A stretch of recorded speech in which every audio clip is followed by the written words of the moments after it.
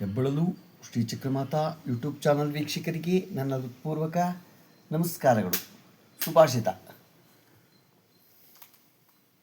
ಜೀವನದಲ್ಲಿ ಕಠಿಣ ದಿನಗಳು ಎದುರಾದಾಗ ಮನುಷ್ಯ ಒಂಟಿಯಾಗಿ ಬಿಡುತ್ತಾನೆ ಎನ್ನುವುದು ಎಷ್ಟು ಸತ್ಯವೋ, ಆ ಕಠಿಣ ದಿನಗಳು ಆತನನ್ನು ಮತ್ತಷ್ಟು ಬಲಶಾಲಿಯಾಗಿ ಮಾಡುತ್ತವೆ ಎನ್ನುವುದು ಕೂಡ ಅಷ್ಟೇ ಸತ್ಯ.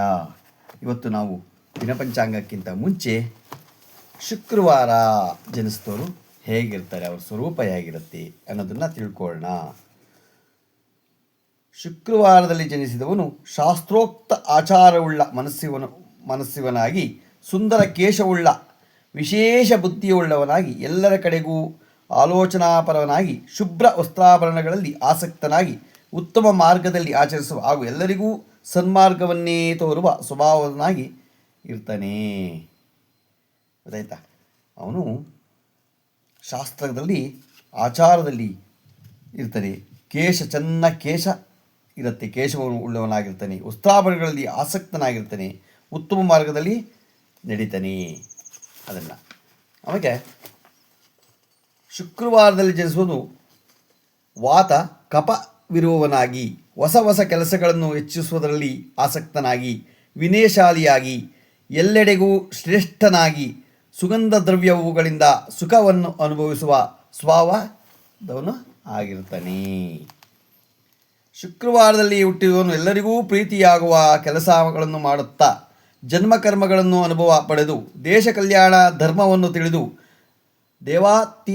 ದೇವಾ ಅತಿಥಿಗಳನ್ನು ಆಚರಿಸುತ್ತಾ, ಧನಧಾನ್ಯ ಸಂಪಾದನೆಯಲ್ಲಿ ಆಸಕ್ತನಾಗಿರ್ತಾನೆ.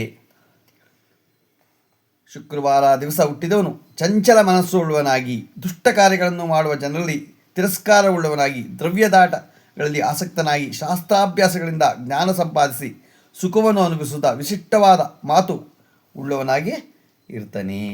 ಗೊತ್ತಾಯ್ತಾ? ಶುಕ್ರವಾರ ಇದು ಜನಿಸಿದವರು ಹೇಗಿರ್ತಾರೆ ಅನ್ನೋದನ್ನು ನಾವು ಈಗ ತಿಳ್ಕೊಂಡ್ವು. ಗೊತ್ತಾಯ್ತಾ? ಈಗ ನಾವು ದಿನ ಪಂಚಾಂಗವನ್ನು ತಿಳ್ಕೊಳ್ಳೋಣ.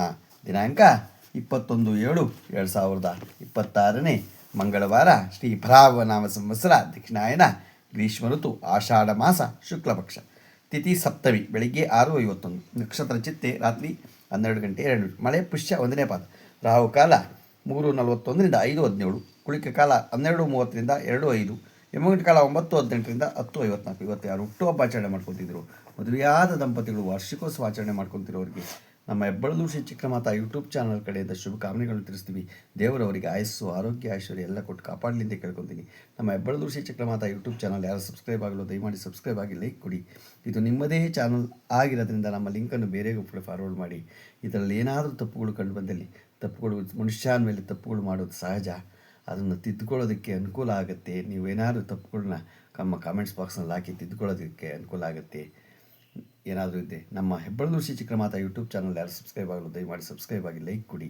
ಇದು ನಿಮ್ಮದೇ ಚಾನಲ್ ಆಗಿರೋದ್ರಿಂದ ನಮ್ಮ ಲಿಂಕನ್ನು ಬೇರೆ ಫಾರ್ವರ್ಡ್ ಮಾಡಿ. ನಮಸ್ಕಾರಗಳು.